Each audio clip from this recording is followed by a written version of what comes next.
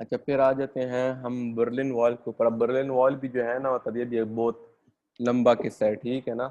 तो अब इसमें बर्लिन वॉल में जो है अच्छा बर्लिन वॉल का किस्सा ये है कि Germany was divided into different occupational Jones.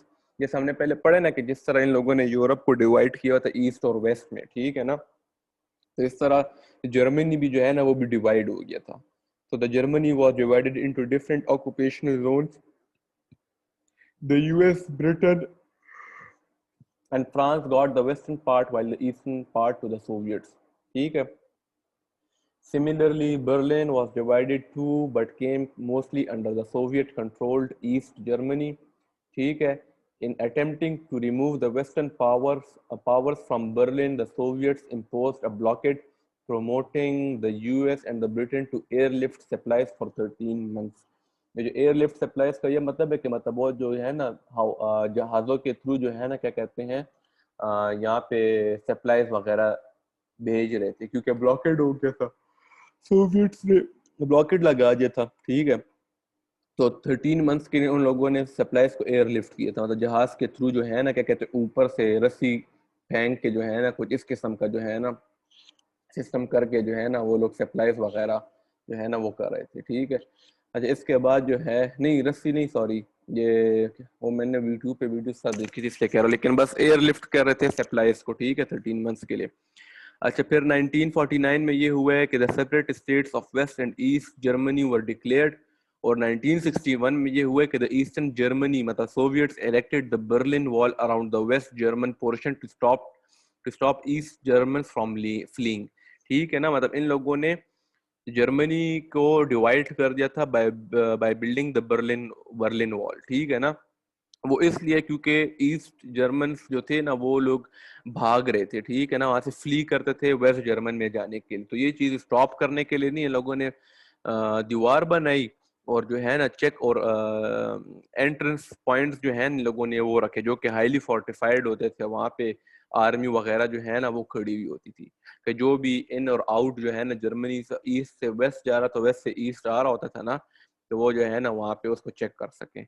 खैर फिर जो है क्या कहते हैं ये बस वॉल थी बहुत वक्त तक थी, ठीक है ना, इसी तरह डिवाइडेड थे। और फिर आखिर में 1989 में जो है ना क्या कहते हैं जब इस वॉल को गिराया गया और तोड़ा गया तो ये जो है ना this symbolises the end of the cold war. जो अफगान सिविल वॉर है ना उससे रियल टर्म्स में कोल्ड वॉर खत्म हो गई थी। और जो the fall of the Berlin wall in 1989 है ना वो सिंबलाइज करता है एंड ऑफ कोल्ड वॉर को, ठीक है। तो बर्लिन वॉल का है ना ये कैसे मतलब वो मोस्टली जो ऊपर चीजें हमने पढ़ी है ना कैसे ईस्ट जर्मनी और वेस्ट जर्मनी और आपस में डिवाइडेड थे और वो जो जंग लड़ रही थी तो उसका वो जो क्या कहते हैं एक सिंबल जो था ना वो एक बर्लिन वॉल था। और बर्लिन वॉल के टूटने के बाद जो है ना ये 1969 में बनी थी और फिर 1989 तक ये थी और इसके टूटने के बाद this symbolises the end of the cold war, ठीक है। तो ये जो है ना ये सारा किस्सा है उसका कोल्ड वॉर का, ठीक है। अब ये कोल्ड वॉर जो है ये यूएसए हिस्ट्री के लिहाज से इस तरीके से अच्छा यूएसए अच्छा कोल्ड वॉर के बाद फिर क्या हुआ था?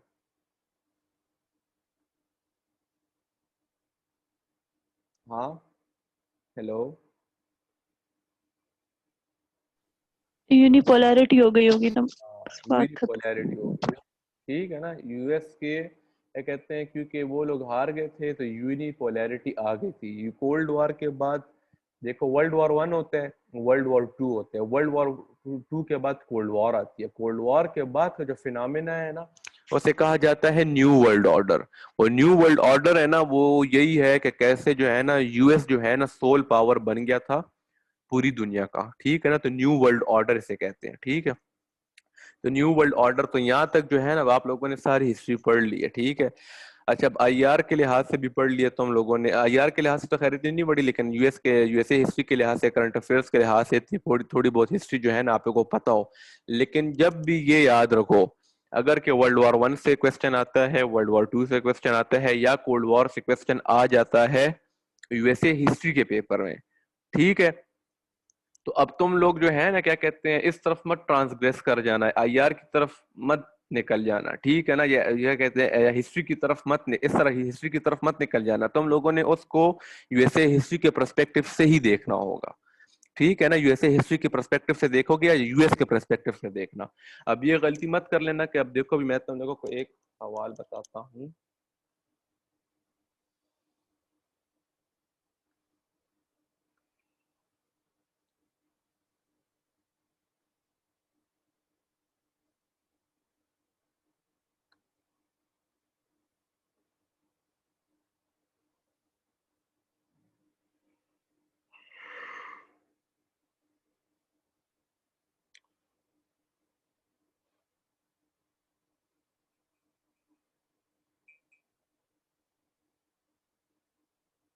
अच्छा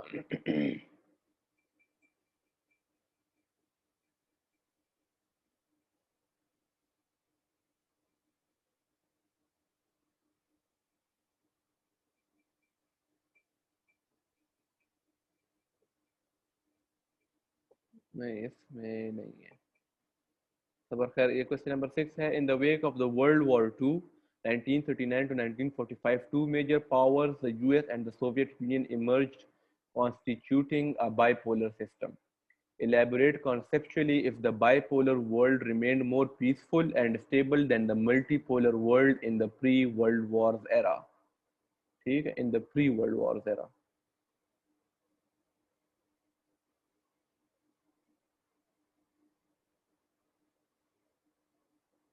अच्छा देखो, in the wake of the World War II, 1939 to 1945, two major powers, the US and the Soviet Union, emerged, constituting a bipolar system. ठीक है, elaborate conceptually if the bipolar world remained more peaceful than and stable than the multipolar world in the pre-World Wars era. ठीक है, अब जब देखो वो ये बात कर रहे हैं कि अब इसमें मेन क्या बात वो ये लोग पूछ रहे हैं, वो लोग ये बात पूछ रहे हैं कि कैसे कोल्ड वॉर के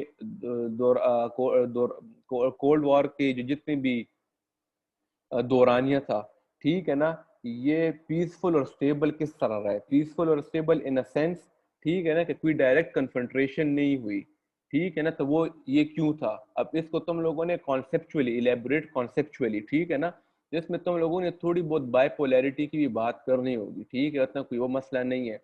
लेकिन इसमें तुम लोगों ने मतलब अभी इवेंट्स बताने होंगे कोल्ड वॉर के, ठीक है ना, कि कैसे क्यूबन मिसाइल क्राइसिस हुआ है, मतलब कैसे डायरेक्ट कन्फ्रंट्रेशन नहीं हो रही थी, डिप्लोमेसी को यूज किया जा रहा था, डॉक्ट्राइंस को इसके अंदर तुम लोग लेकर आना, ठीक है ना। लेकिन देखो इन द वे, अब इसमें तुम लोगों ने कोल्ड वर्ल्ड वॉर टू का भी थोड़ा बहुत इंट्रोडक्शन में बताना होगा, ठीक है ना, in the wake of the world war two, और तुम लोगों ने बताना होगा कैसे बाइपोलर सिस्टम आया है। फिर उसके बाद तुम लोगों ने ये बताना है, ठीक है ना, कि कैसे जो है ना क्या कहते हैं वो ये पीरियड जो है स्टेबल रहा है और पीसफुल रहा है और क्यों रहा है। कॉन्सेप्चुअली कॉन्सेप्चुअली वही डॉक्ट्राइंस को लेकर आओगे कि ट्रॉमन डॉक्ट्राइन इस्तेमाल हुआ है, मार्शल प्लान इस्तेमाल हुआ है, ये चीज वो चीज, इस किस्म की चीजों को है ना अंदर लेकर आना। बाइपोलैरिटी यूनिपोलैरिटी खैर इनको भी थोड़ा बहुत डिस्कस कर लेना, और कैसे कि और ये बताने कि कैसे ये स्टेबल था ज्यादातर मल्टीपोलर वर्ल्ड से, जो प्री वर्ल्ड वॉर्स का एरा था। वो प्री वर्ल्ड वॉर्स का कौन सा एरा है, वो 1914 और 1918 से पहले वाला, ठीक है ना। कि वो क्या कहते हैं, कितना वो क्या कहते हैं, अगर आपने थोड़ी बहुत जो है ना यूरोपियन हिस्ट्री अगर आपको पता हो कि कैसे वो ब्लॉक्स बन जाते थे और कैसे वो एक दूसरे के वो क्या कहते हैं मल्टीपोलर वर्ल्ड में जो है ना क्या कहते हैं किस तरह वो हर वक्त जो है ना वो जंग की तरफ चले जाते थे, वर्ल्ड वॉर वन में चले गए, वर्ल्ड वॉर टू में चले गए, ठीक है ना। तो वो वाली जो सारी बातें ना वो आप लोगों ने अब ये देखो, इसमें तुम लोगों के पास बड़ा लिखने का बोझ ज्यादा है, ठीक है ना। और इस सवाल को अभी वैसे हिस्ट्री का पेपर का मैंने आपको बताया हुआ कि मसला ये होता है कि ये होता है आखिरी आखिरी पेपर, ठीक है ना, तब तक माइंड भी एग्जॉस्ट हो जाता है। तो इन सारी चीजों को जो है ना जब तक कि आप लोग इस सवाल को 3-4 बार पढ़ना, देखो इसमें in the wake of the world war two की बात हुई हुई है, फिर कोल्ड वॉर की बात हुई हुई है, ठीक है, और फिर उसके बाद मल्टीपोलर वर्ल्ड की बात हुई है, तो प्री वर्ल्ड वॉर्स का एरा है, ठीक है ना। तो जब तक सवाल को सही तरीके से पढ़ोगे नहीं ना तो इसमें तुम लोग फिर गलती कर सकते हो ठीक है। तो ये जो है ना इसमें तुम लोगों ने थोड़ा बड़ा सोच समझ के जो है ना इसमें आंसर करना होगा। वैसा ना हो कि तुम इसमें बिल्कुल ही जो है ना क्या कहते हैं बाइपोलैरिटी और यूनिपोलैरिटी की तरफ चले जाओ और बताओ कि कैसे पोलर वर्ल्ड जो होता है वो ज्यादा पीसफुल और स्टेबल रहता है, और कैसे ज्यादा मतलब तुम लोगों ने बातें वही वाली करनी है लेकिन उसको थोड़ा जो है ना क्या कहते हैं यूएस और ये जो कोल्ड वॉर जो है ना, इसके पर्सपेक्टिव से देखो, मतलब इसके इसके हवाले से बात करनी है, ठीक है। अब इन लोगों ने देखो यहाँ पे कोल्ड वॉर का तो कहीं पे भी जिक्र नहीं किया हुआ, इन लोगों ने बाइपोलर सिस्टम का जिक्र किया हुआ है। तो तुम लोगों को अब ये भी पता होना चाहिए कि वो रीड बिटवीन द लाइंस वाला किस्सा नहीं होगा कि तुम्हें पता हो कभी ये मुझसे क्या पूछ रहा है, ठीक है। अब इसमें देख लेते हैं अगर कहीं और कोई कोल्ड वॉर के लिहाज से सवाल आया हो ना यूएसए हिस्ट्री में, तो वो जरा देख लेते हैं।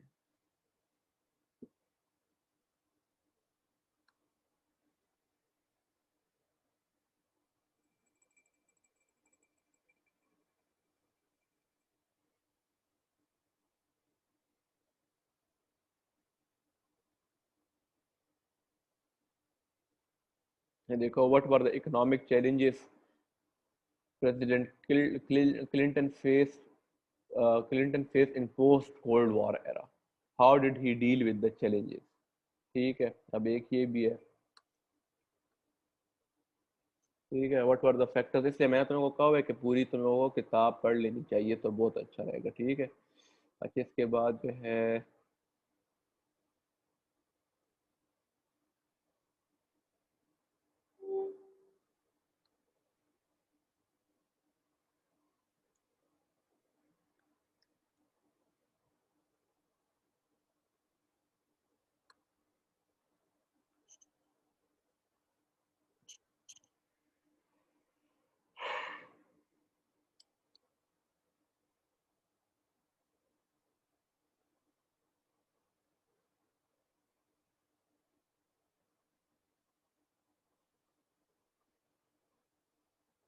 trace out the reasons of US economy augmentation in the post World War II era.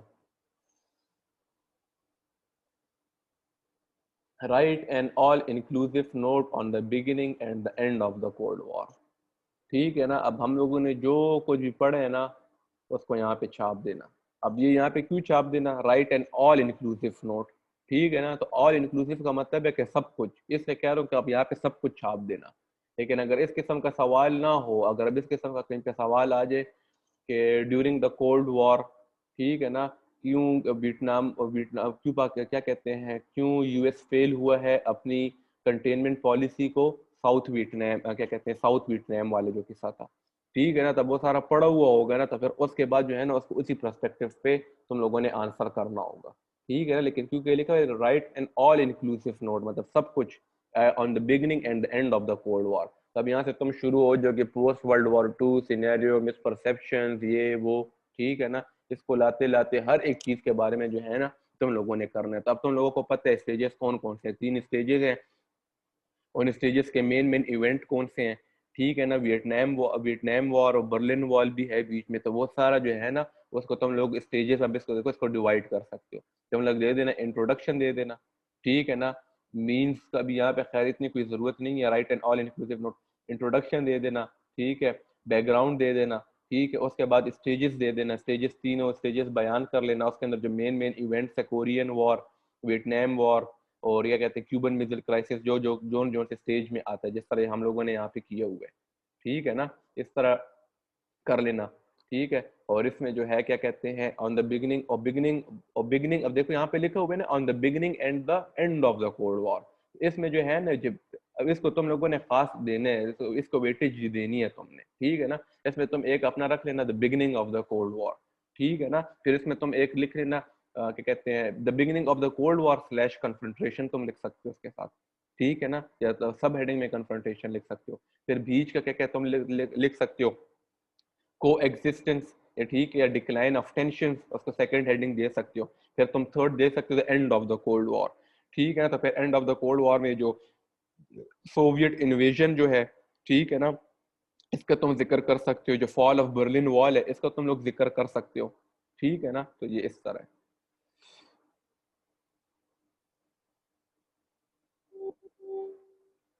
समझ आ गई है मेरी बात की?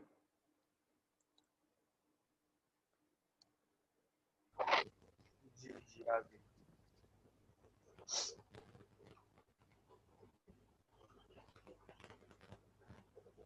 अच्छा अच्छा, write a short note on the two of the following: Woodrow Wilson as the president, Pakistan and USA relation of 9/11, expansion of USA during 90 years. ये वो है.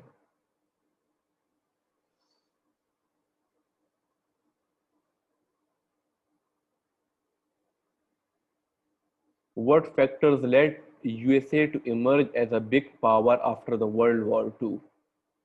ठीक है, तब इसमें वर्ल्ड वॉर टू का भी किस्सा तो तुम लोगों ने कर लेना है. ठीक है, इसमें फिर तुम लोगों ने कोल्ड वॉर का भी जो है ना वो बताना ही है तुमने कि किस तरह मतलब जो है ना बड़ी पावर तो वो वर्ल्ड वॉर टू के बाद बन ही गया था. ठीक है, तो तुम लोगों ने what factors led USA to emerge as a big power after the world war two. हाँ, अब इसमें तुम लोगों ने वर्ल्ड वॉर टू और कोल्ड वॉर को है ना थोड़ा साथ लेके चलना है, क्योंकि वर्ल्ड वॉर टू का किस्सा किया गया था. इसमें तुम लोग है ना ज्यादातर बातें जो है ना वर्ल्ड वॉर टू के लिहाज से कर देना कि कैसे वो जो है ना क्या कहते हैं बाइपोलर वर्ल्ड पे मतलब पहुंच गया था. ठीक है, लेकिन उसके बाद तुम लोगों ने कोल्ड वॉर का भी किस्सा करना होगा. तो देखो कम से कम हर दूसरे तीसरे पेपर में जो है ना कहीं पे कोल्ड वॉर के लिहाज से है ना तुम लोगों से कुछ ना कुछ जो है ना पूछा जा रहा है.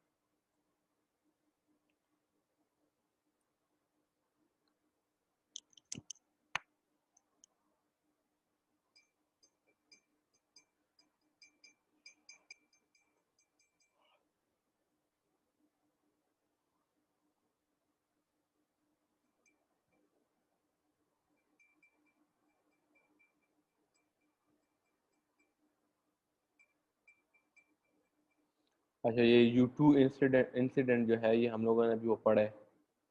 ठीक है ना.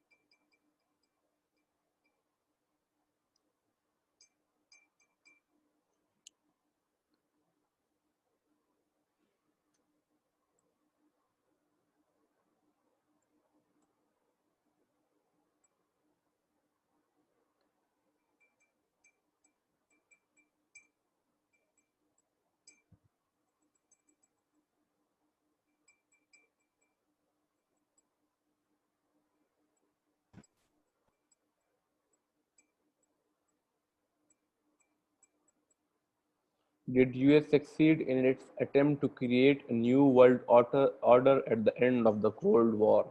Discuss with arguments.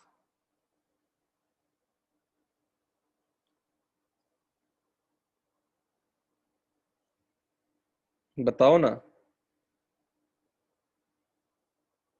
हेलो. बिल्कुल सर, अच्छा, हो क्या गया था वो सक्सेस. क्या आर्गुमेंट्स हैं आपके पास? हो गया. सर सुपर पावर बन गया, उन्होंने रशिया को वो सोवियत को वो शिकस्त दे दी थी वहां पर अफगानिस्तान के अंदर, तो वही सोल पावर राइज हो गया. और फिर सोवियत के भी उन्होंने सर वो खुद इकोनॉमिकली वो बहुत वीक हो गए थे, देन वो सर रिट्रीट नहीं कर पाए. अच्छा, ठीक है, सही है. और कोई आर्गुमेंट?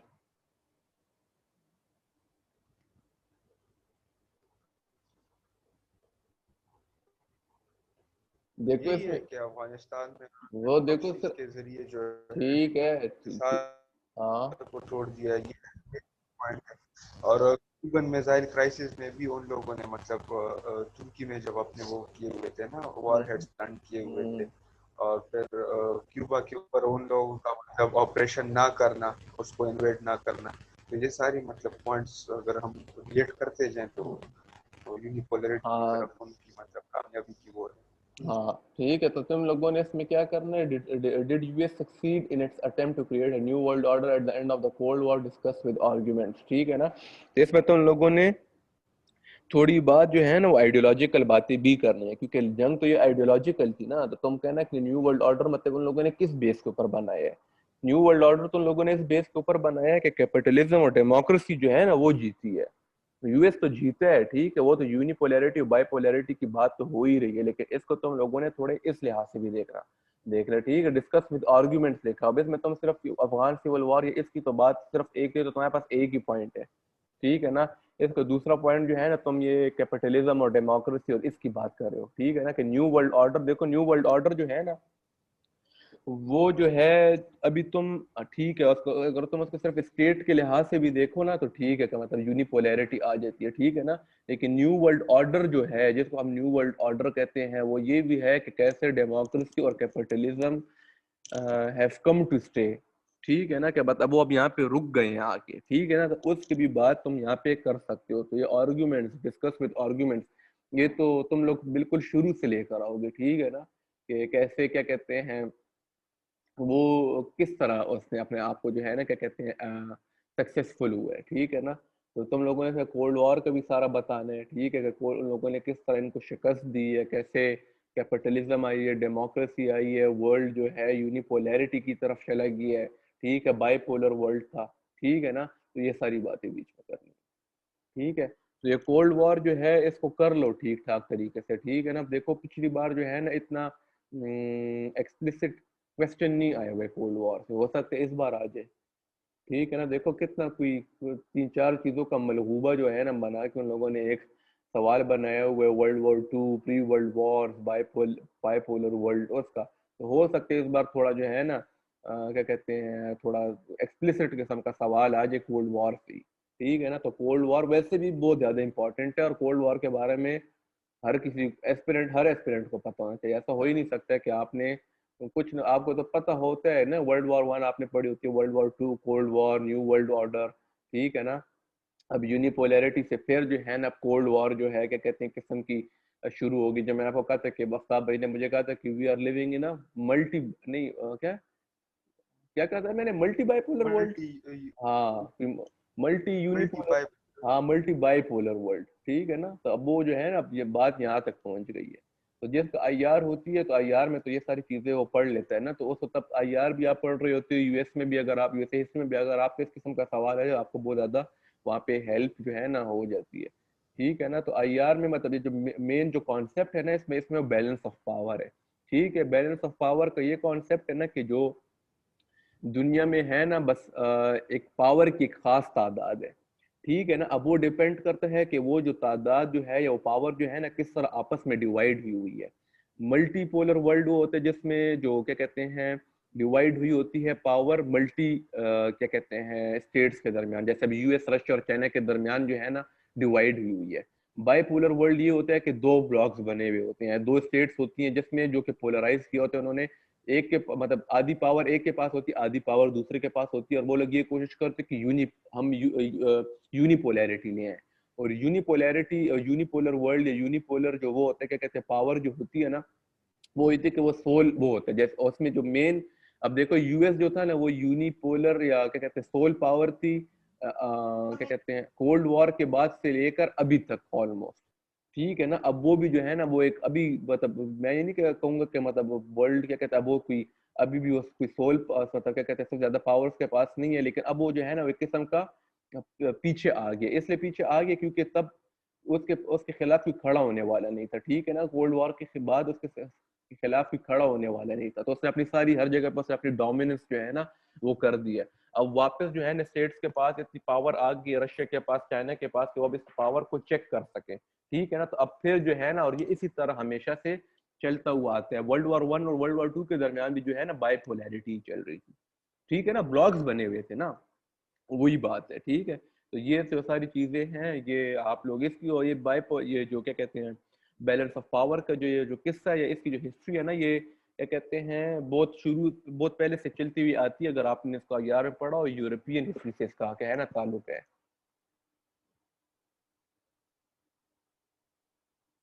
ठीक है। क्या कोई कुछ कह रहा था? सेल में सर, जी जी। सर ये 2011 में सर क्वेश्चन आया था sir, give an estimate of the tenure of Henry S Truman with particular reference to cold war. Sir तो इसको किस तरह सर क्वेश्चन स्ट्रक्चर करना है सर? अच्छा ठीक है, आप हमारे नए स्टूडेंट हैं मुख्तार के, नहीं आप पुराने हैं? नहीं, आपको तो मैंने देखा है मुख्तार, आप हमारे नए स्टूडेंट के पुराने स्टूडेंट हैं? आपने नई क्लासेस नई सर नहीं सर, कुछ क्लास सर मिस मिस हो हुई? चुके सर, कुछ अच्छा क्लास मिस मिस हुई। सर। अच्छा हाँ देखो, yes, sir। इसलिए मैंने अभी भी वो एक लड़का था आदिल शायद, उसने कहा है ना, तो मैंने उससे कहा कि आप मतलब हमारी पहली क्लास जो है ना इंट्रोडक्शन, वो आप जरूर जो है ना क्या कहते हैं देख लो, तो आपको जरा पता चल जाएगा कि हम लोग, आवाज आ रही है? Yes sir. ठीक है ना, कि हम लोगों ने इसको कोर्स हम किस तरह लेकर चले। इनको मैंने पहले दिन भी कहा था कि हम लोग जो कुछ चीजें हैं ना, वो हमने कुछ टॉपिक्स ही कवर किए, हमने सारी की सारी यूएसए हिस्ट्री कवर नहीं की है, ठीक है। लेकिन इनको मैंने ये कहा था कि आप लोग ये जो टॉपिक्स हैं जो कि बार बार रिपीट होते हैं, ये तो आप लोग ये तो हम जरूर करेंगे, तो हम चाहेंगे कि हमारे स्ट्रांग से स्ट्रांग हो जाए।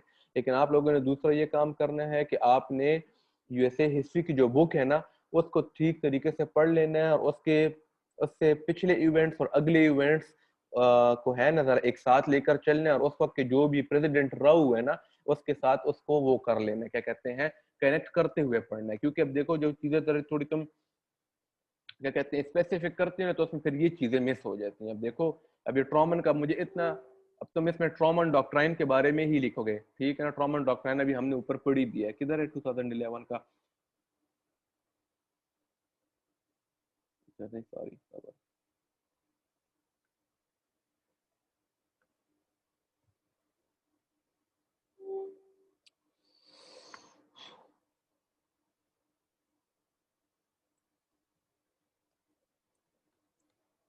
ठीक है ना, तो तुम देख लेना कि ट्रॉमन ने है ना कितने वो किए हुए हैं, कितना वक्त गुजारा हुआ है, एक टर्म गुजारा हुआ है, दो टर्म गुजारा हुआ है। इसमें मेनली जो है ना तुमने ट्रॉमन डॉक्ट्राइन के बारे में ही बात करनी होगी, लेकिन उसमें बोर भी हो सकते हैं, बहुत सी चीजें जो है ना की हुई हो। ठीक है, मैंने इतना मतलब मैंने स्पेसिफिकली पढ़ा नहीं हुआ कि ट्रॉमन ने क्या किया था, मैंने कोल्ड वॉर को एज अ होल पढ़ा हुआ था, ठीक है।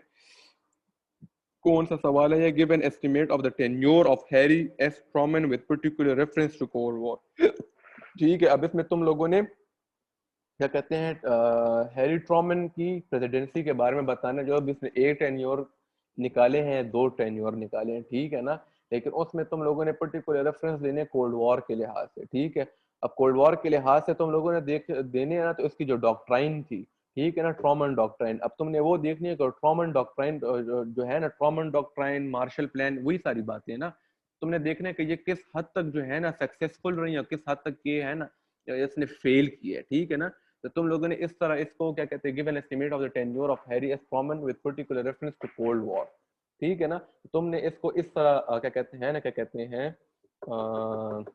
अटेम्प्ट करने की कोशिश करनी है। तुमने इसको जरा ट्रूमन डॉक्ट्राइन जो थी उसकी फेलियर और सक्सेस रेट को देखना है, ठीक है ना, कि कितने हद तक ट्रूमन जो है ना क्या कहते हैं वो रहा है, क्या कहते हैं सक्सेसफुल रहा है in containment of the cold war through the Truman doctrine. लेकिन उसके साथ साथ जो है ना तुमने और भी ट्रॉमन की जो टेन्योर गुजरा है, जो प्रेसिडेंसी गुजरी है ना, उसके बारे में भी तुमने लिखना होगा,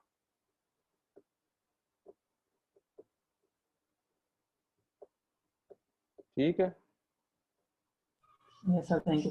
ठीक है ना, क्योंकि अब मैंने खुद इतना मैंने ट्रॉमन का मैंने पढ़ा हुआ नहीं है, बस मैंने यही पढ़ा हुआ था कि ट्रॉमन डॉक्ट्राइन किया है, ठीक है, थोड़ा बहुत जो मैंने आप लोगों को ऊपर पढ़ा है, और इसके अंदर मार्शल प्लान आता था। इसलिए मैं कह रहा हूँ कि ट्रॉमन डॉक्ट्राइन जो है ना, इन लोगों को मैंने शुरू से मुख्तार कहा था कि हम लोग स्पेसिफिक टॉपिक्स करेंगे तो उससे थोड़ी बहुत जो चीजें हैं ना वो रह जाती हैं, ठीक है ना।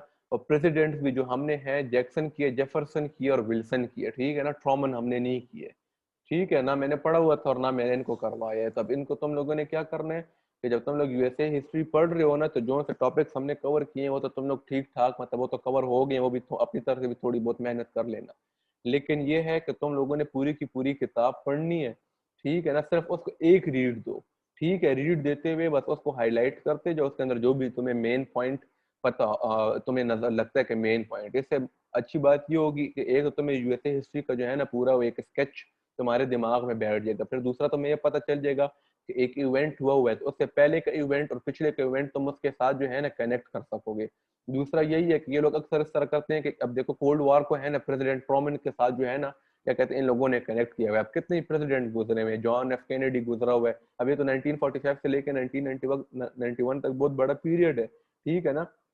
तो वो किसी के साथ इसको कनेक्ट करके तुम्हें इस किस्म का भी सवाल दे सकते हैं, ठीक है ना। तो इसलिए जब अगर आपने सारी की सारी बुक से आप गो थ्रू हुए हुए होंगे ना, तो फिर आप एक बहुत मतलब क्या कहते हैं कंफर्टेबल और कॉन्फिडेंट पोजीशन में होते हैं कि अगर किसी भी किस्म का सवाल आ जाता है तो आप उसकी कनेक्टिविटी जो है ना वो आप बना सकते हैं, मतलब उसको ठीक तरीके से आंसर कर सकते हैं। अगर मैंने कोल्ड वॉर बहुत भी अच्छा पढ़ा हुआ हो लेकिन मुझे ट्रॉमन डॉक्ट्राइन के पास डिटेल में ट्रॉमन डॉक्ट्राइन के बारे में मुझे डिटेल में ना पता हो और ट्रॉमन की जो टेन्योर था उसके बारे में मुझे डिटेल में ना पता हो ना, तो फिर मैं ये क्वेश्चन अटेम्प्ट ही नहीं कर सकता। अब मैं कोल्ड वॉर के बारे में तो यहाँ पे सिर्फ नहीं लिख सकता ना कि कोरियन वॉर हुई है, क्यूबन मिसाइल क्राइसिस आए हुए हैं। अब वो जो सवाल था कि write an all inclusive note on the beginning and the end of the cold war, तो अब तो वहां पे तो मैं ये सारी बातें कर सकता हूँ। लेकिन अगर इस किस्म का सवाल आता है और ट्रॉमन की प्रेसिडेंसी मैंने नहीं पढ़ी हुई, ठीक है, और ट्रॉमन डॉक्ट्राइन के बारे में मुझे इतना नहीं पता, मैंने उसको डिटेल में नहीं किया हुआ, ठीक है ना, तो फिर मैं सवाल जो है ना नहीं कर सकता हूँ। फिर मैं सवाल मतलब अगर मैं करता हूँ तो मैं गलत सवाल करूंगा, ठीक है ना। तब आपने क्या करना है कि आपने बस इन चीज़ों को ठीक ठाक तरीके से देख लेना है और पढ़ लेना है, ठीक है ना। इसमें इनको शुरू से ही मैंने ये कहा हुआ है कि आप लोगों ने किताब पढ़ लेनी है और किताब पढ़ने में पढ़ते बस एक एक रोजाना एक दो लेक्चर ये वाले किया करो और एक क्या कहते हैं 40 50 60 पेजेस जो है ना किताब के पढ़ लिया करो, ठीक है ना। तो मैं कहता हूँ by the end of 10 to 12 या 15 डेज जो है ना आपकी वैसे हिस्ट्री बड़ी ठीक ठाक कवर हो जाएगी, कोई मसला ही नहीं होगा, ठीक है। लेकिन वो तब होता है कि जब आप सारा का सारा टाइम जो है ना तकरीबन दिन में 4 से 5 घंटे जो है ना इसको दे रहे हो, क्या कहते हैं यूएसए हिस्ट्री को दे रहे हो। अब वो भी डिपेंड करता है कि आप अपना टाइम किस तरह डिवाइड किया हुआ है, आपकी तैयारी की पोजीशन क्या है, ठीक है। अच्छा, और कोई सवाल कोल्ड वॉर के लिहाज से ऐसे ही?